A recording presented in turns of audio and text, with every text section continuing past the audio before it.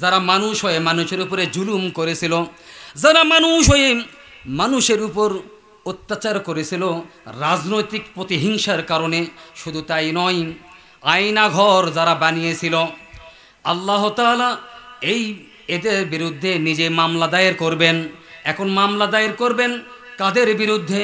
যারা 2024 সাল 5ই আগস্টের আগে এই 300 জন এমপি, 52 জন মন্ত্রী, 64 জন ডিসি, 64 জন সচিব, 64 জন এসপি, 490 জন টিএনও, আর এই 630 জন থানার ওসি, এইগুলোর ব্যক্তি বিরুদ্ধে আল্লাহ রাব্বুল আলামিন নিজে মামলা দায়ের করবেন হাসরের ময়দানে।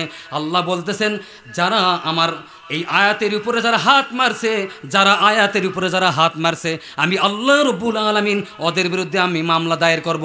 ইন্নামাস সাবিলু, আল্লাহ বলতেছেন, ইন্নামাস সাবিলু আলাল্লাযীনা ইয়াযলিমুনান নাস ওয়া ইয়াবগুনা ফিল আরদি বিগাইরিল হাক্কি উলাইকা লাহুম আযাবুন আলীম।